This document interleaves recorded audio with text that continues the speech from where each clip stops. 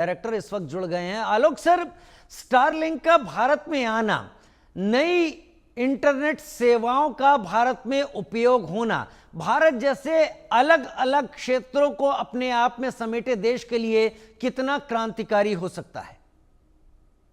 राजीव जी, आपको याद होगा प्रधानमंत्री नरेंद्र मोदी जब से सत्ता में आए गुजरात में, आप उस हिसाब से तो 25 बरस हो गए उनको, 2001 से आप 2025, जो संचार क्रांति, उनका मानना है कि आदिवासी इलाका, पूर्वोत्तर, लक्षद्वीप, कश्मीर, उन सबको वही सुविधा मिले जो मुंबई या दिल्ली महानगरों में, राजधानी में मिलता है। और विश्व में भारत अकेला ऐसा देश है जहां इतने बड़े पैमाने पर सस्ता, अभी आपने मूल्य दिखाया, बहुत अच्छा किया। देखिए, उसके बाद चूंकि सर्विस प्रोवाइडर है, दूसरे लोग हैं, यदि उसको वहां पर, जैसे आप पहले एक्सचेंज कोई लेकर के बैठ जाता था, लोग कहते थे क्या होगा, कहीं जाके फोन करने के लिए जाकर के उसी का व्यापार होने लगा। फिर उसके बाद आप देखिए मोबाइल के बेचने से उसका हुआ। तो काम, कंप्यूटर क्रांति जो भारत में हुई, और डिजिटल इंडिया, गांव गांव में आदिवासी, आपने देखे होंगे आदिवासी, हमारे यहाँ मेला भी लगता है, दिल्ली में भी अब तो नेशनल स्टेडियम में राष्ट्रीय स्तर पर वो आदिवासी आते हैं जो डिजिटल से खर्च कर रहे हैं, माने अपना पैसा ले रहे हैं, पैसा दे रहे हैं। ऐसी स्थिति में उस क्रांति का यह हिस्सा है।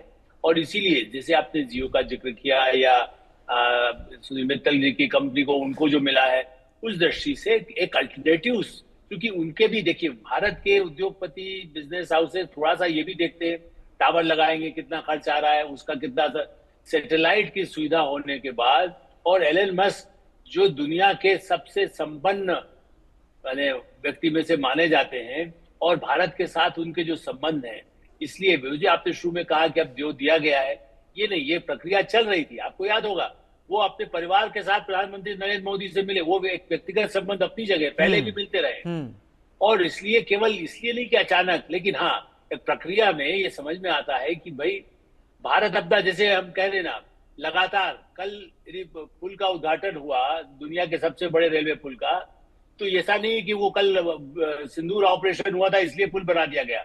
तो हम, भारत की नीतियां संचार क्रांति के लिए जो लगातार, हाँ ये ठीक है कि अब इस समय उसका सही मौका है।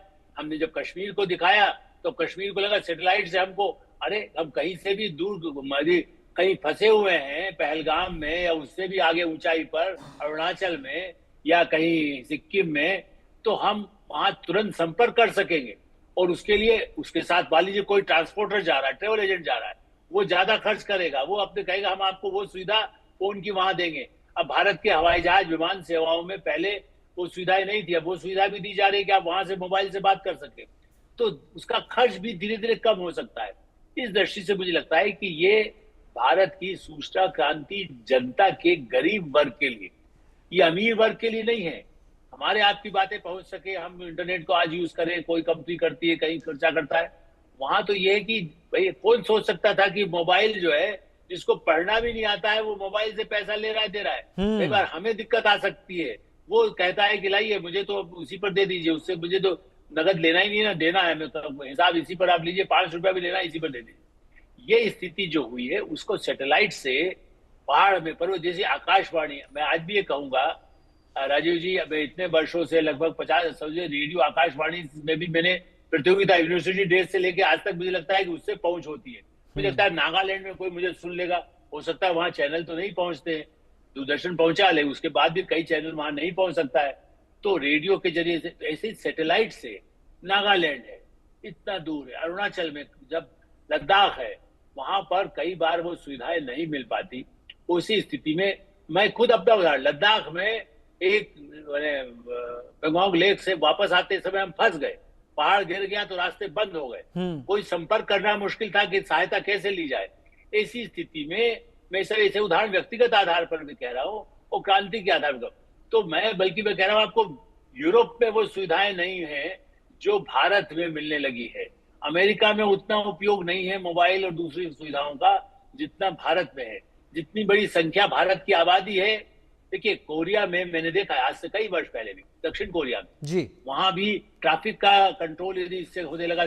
आज हमारे यहाँ ट्रैफिक का, आपको कहाँ ट्रैफिक जाम मिलेगा नोएडा में, कि कहाँ पर हमारे स्टूडियो के लिए वो उसको आपको मोबाइल पे पता चलेगा। जी। वो मोबाइल की सुविधा कैसे बढ़ेगी, ये और उससे कई और साधन भी होंगे। मैं तो खाली हम छोटी सुविधाओं की बात बढ़ा रहे हैं, लेकिन मुझे लगता है कि ये जो अंतरिक्ष में ले जाने वाला, आप फिर एक लाइन और कहूंगा, देखिए अभी हम कहते रहे कि कौन वहां से ला सकता है, कोई फंस गया है विलियम्स में। ये एलन मस्क की कंपनी है।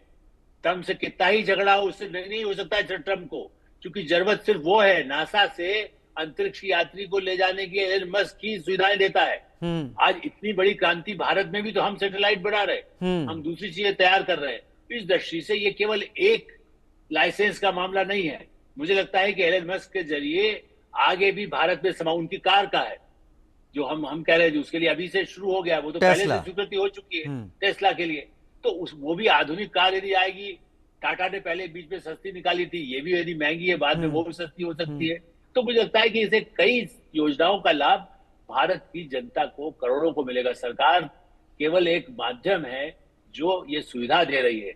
जहां लाइसेंस लेने के लिए मैं कार के लिए नंबर लगाता था, स्कूटर के लिए कि एकदम स्कूटर मुझे मिल जाए उद्योग भवन में। एकदम जी जी, आपने पुरानी यादें ताजा कर दी जी, इसीलिए मैंने याद दिलाया कि आपने यदि स्कूटर लिया हो तो कितनी दिक्कत आई होगी।